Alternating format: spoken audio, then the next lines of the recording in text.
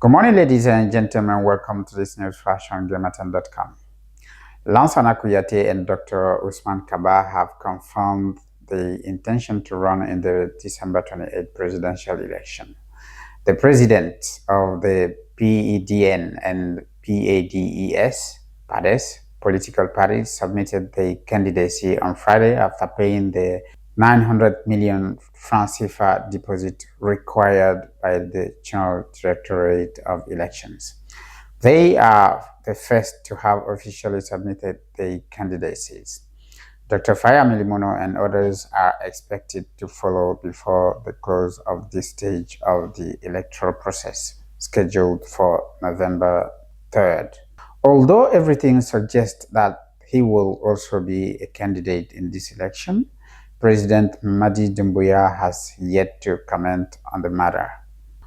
A sad and painful end for Ablai Kamara, an employee of the WAP mining company in Bokeh.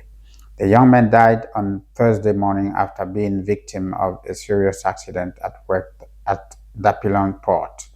According to witnesses, the victim was working late at night with a Chinese crane operator when a container fell on him, injuring him seriously. His family blames his death on the negligence of the Chinese company, which allegedly left him bleeding for several hours without assistance. They denounce the situation as unacceptable and demand that justice be done. In Manjana, young people are organizing to deal with the fuel crisis that has been affecting the city for several weeks. Meeting on Thursday at the prefecture, representatives of the 18 districts of urban commune decided to replace the soldiers in charge of regulating gas stations, who are accused of being behind price speculation. Young people are now committed to taking matters into their own hand to put an end to that speculation and ensure a better distribution of fuel to the population. News from beyond our borders, starting with the disenchantment expressed in the streets in Senegal.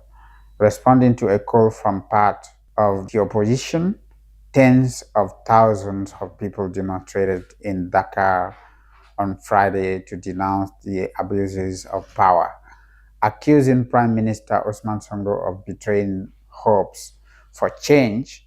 The demonstrators are demanding respect for citizens' rights and freedoms, as well as urgent reforms to ease the burden of households who are fed up with the high cost of living.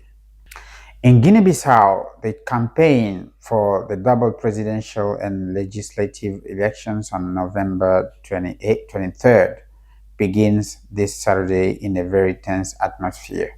President Sissoko Embalo announced yesterday that he had foiled a coup attempt aimed at preventing the election from taking place. For his part, the Deputy Chief of Army Staff said that several military officers suspected of being involved in the plot had already been arrested. That's the end of this news flash. Thank you for your attention. See you next time for more news on Glimmerton.com and our platform, TikTok, YouTube, Facebook, and X.